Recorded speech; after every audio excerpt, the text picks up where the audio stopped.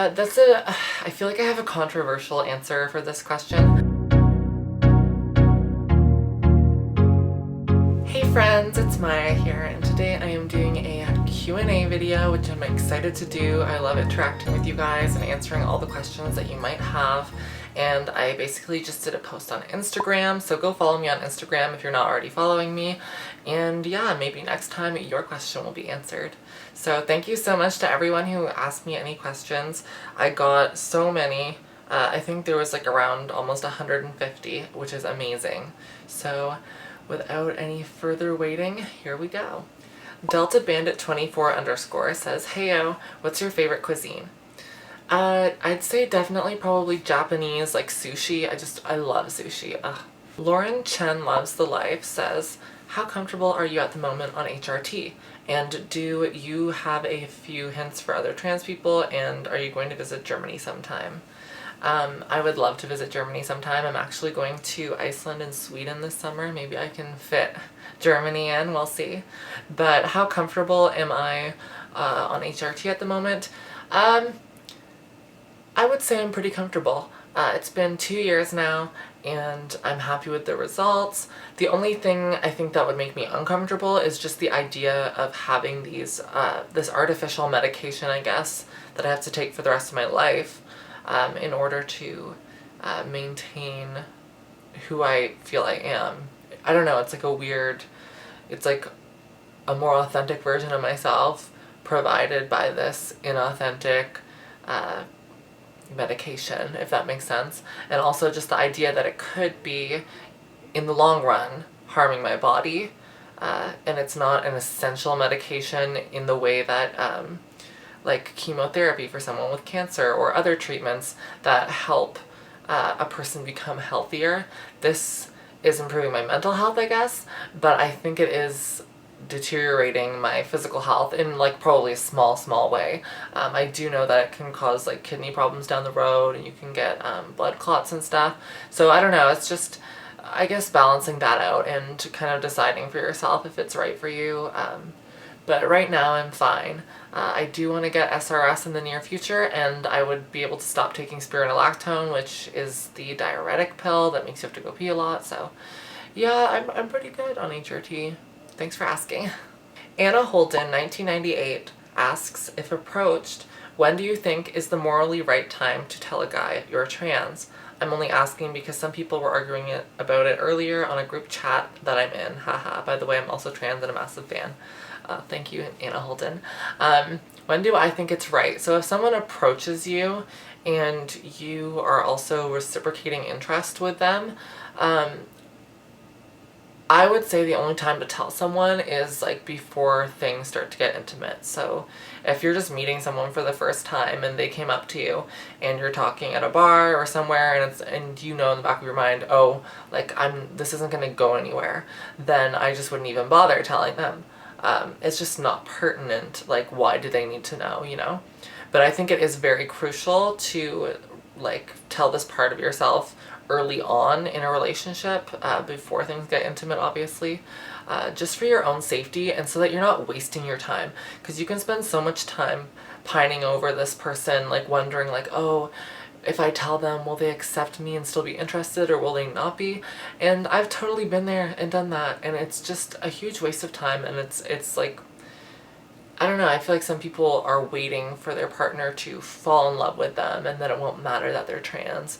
And I think what happens in that process is that you end up being the one who falls in love, and then when they're not interested because you're trans, it's like harder for you, you know? So always be clear, I think, from the beginning, and then no one will be hurt, you know? It's unfortunate that being trans is such a taboo thing for dating, especially for trans women seeking men. It's super annoying, and I've dealt with this on many occasions where it's just not, I don't know, you just feel less desirable, obviously. So I had this one scenario where I had met this guy at a bar, and he seemed interested in me. All we did was like exchange Snapchats and whatever, and afterwards we ended up having a snap streak that lasted for like almost 50 days, like pretty much my longest snap streak ever. And I think we met up like once and just hung out. It was a very like platonic hangout thing, even though we were like a little bit flirty on Snapchat. And then finally I was like, oh my god, like how have I been talking to this person for almost 50 days and they do not know I'm trans? Like, it's not that I've been keeping it a secret, but it's just like not something that came up. So I thought, oh well, I'm gonna tell them and see how they react, because I feel like I'm just wasting my time if I'm like flirting with this random guy, you know. And he reacted very positively, and I was like, oh, like this is awesome. Like I wasn't 100% expecting that. Like I was expecting more ignorance, but he seemed very open and like wanting to learn more about the topic and stuff. But 2 days later, there you have it, our snap streak ended, and there was like no kind of effort on his part to keep snapping me. And it was just kind of like another realization, like, don't waste your time. Like, you will find people who are interested in you for you, and you shouldn't feel like you have to keep this part of you a secret, you know? So that's just like a small scale example of what it's like to waste your time doing stuff like that. Artie Miss Maddie says, I think you said once that you avoid tucking and tend to choose clothes that don't require it. What sort of clothes and underwear, if you don't mind answering that, do you think don't require tucking? I'm right at the beginning of transition socially, and I feel a lot of pressure to tuck, and I don't really want to have to all the time. I love your videos, and you're a big inspiration.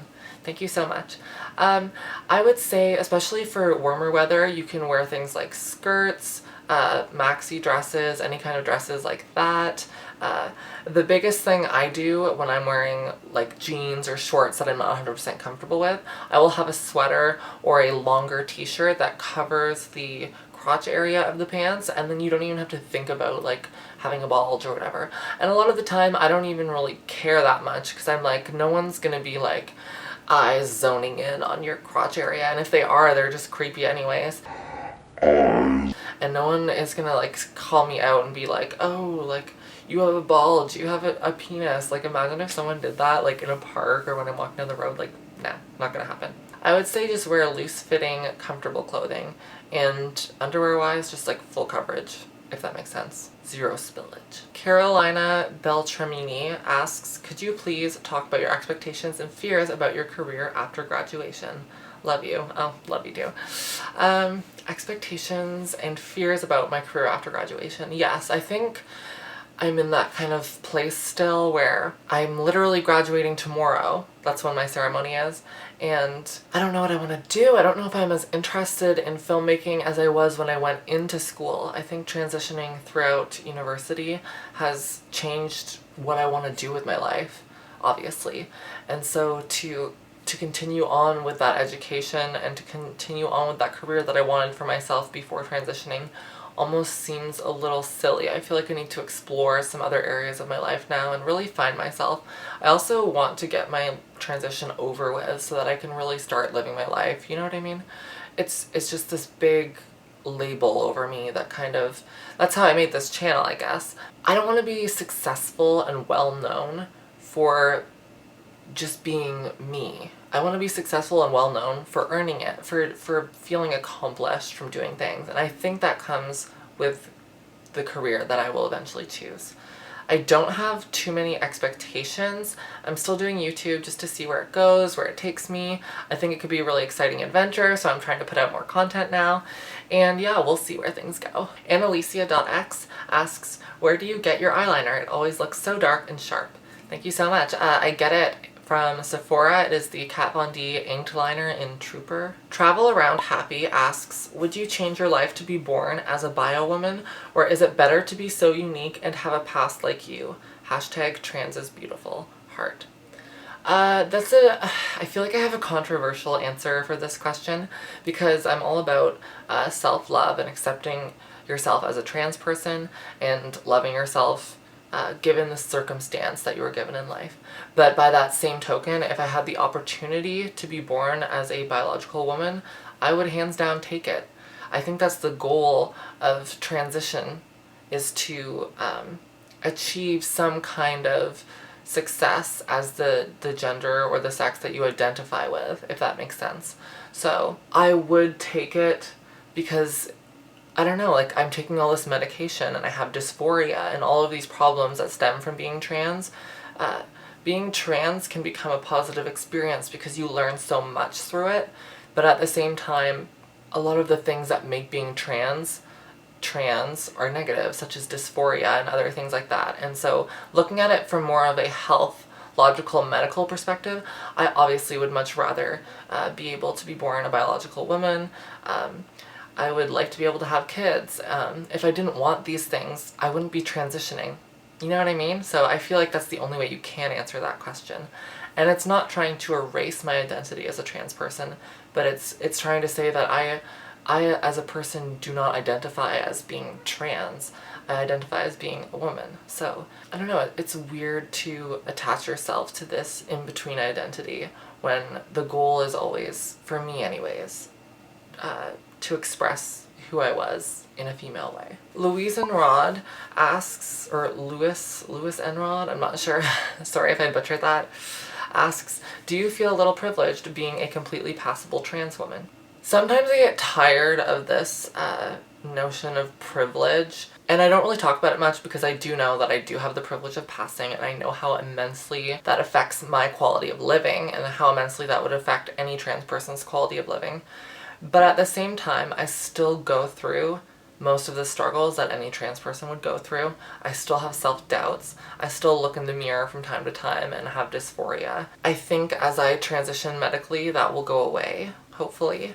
I'm already in like a way better place than I was before transitioning, and I think I'm only going to continue to get better.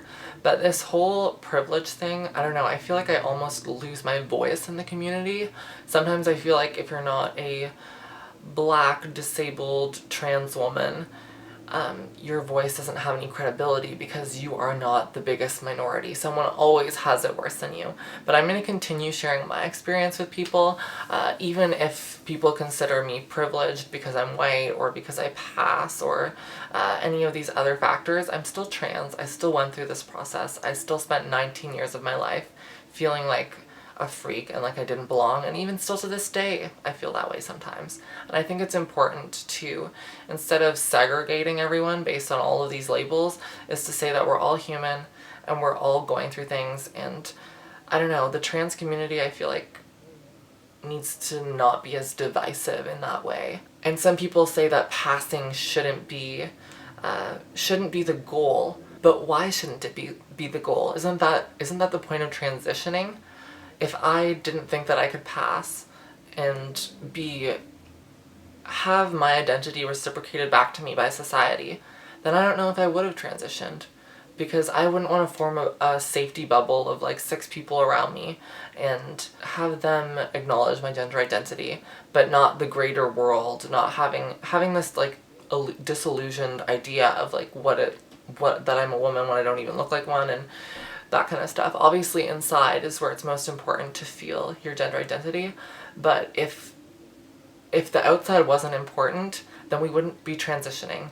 So I don't really think that passing is as bad and mean of a term as we have been giving it, if that makes sense. STRKGRLS, Stark Girls, asks, 2 years into your transition, what do you feel is your favorite part of being a girl? That's hard. That's a hard one. I don't know if I necessarily have a favorite thing. I would just say that my favorite thing for me specifically is finally feeling like my interactions in public and my interactions with other people and how I'm treated now finally align with how I've always felt on the inside. And that's obviously my favorite part. I also just wanted to apologize for all the background noise. I think one of my neighbors is having a party, so you might hear some chatter from that. Joe_Gates asks, how have you dealt with misgendering or ignorance? So fortunately, I don't. The only misgendering I ever had was at the very beginning of my transition, when my family and friends would sometimes slip up a little bit, which is totally understandable. Like, I would do that if someone I knew was transitioning just because of habit, you know? You just try your hardest and do your best. But since then, I think because I'm passable, I really haven't had that issue at all.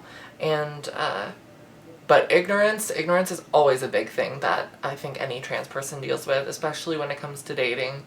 I think the best thing to do is to not feel like you have to educate everyone on your own. Just say Google it and then leave them to their own devices. Because you can spend your like so much time wasted trying to argue people or give them facts or try to persuade them to see and have an open mind about your experience, and they're not even willing to even compromise from the beginning. So just, I don't know, I would say pick and choose your battles. Stay Cute Sarah asks, do you watch Blair White? She's my favorite YouTuber ever.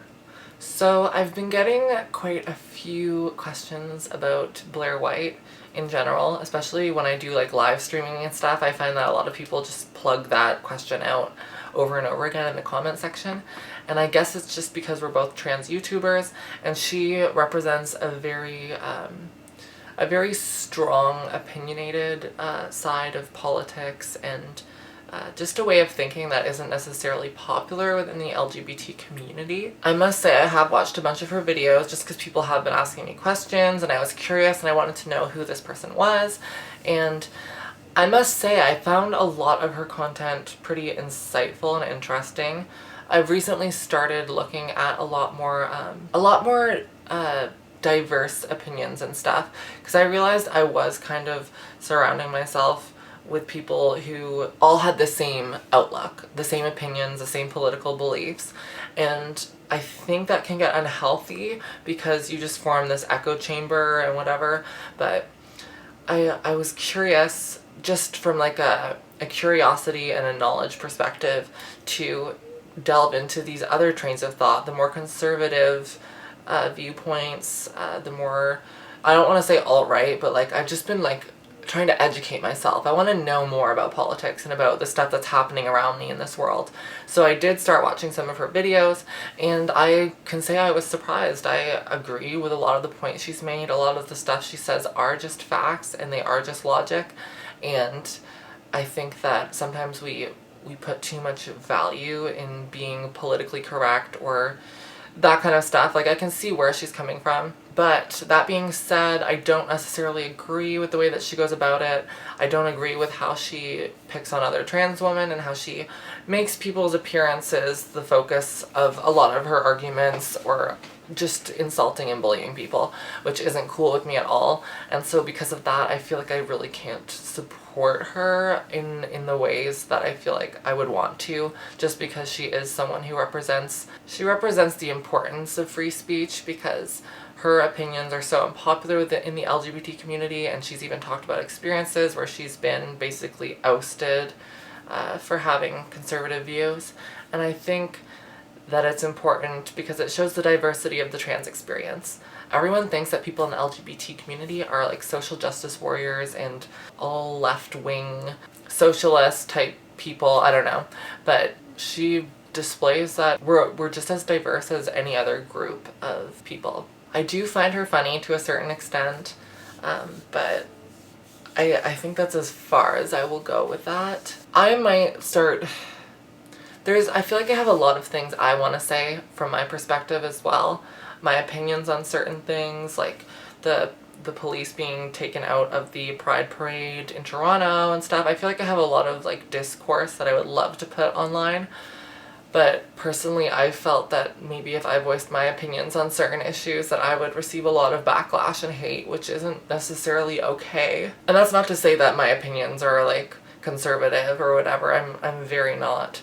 But I just think that the current climate of the way things are going online are very like left, right, no in between, and there's just a lot of trolls as well. So that's why I've kind of avoided talking about political stuff, because I don't know if that's something I want to bring to this channel, but stay tuned.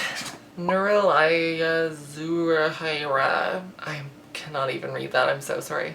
I'm like the worst at reading words that are all together or names, so I really don't know when that one begins or ends, but it's Nuralaya Zuhaira. Sorry, it's so bad. She says, can you give us a quick tour of your room? And I would love to.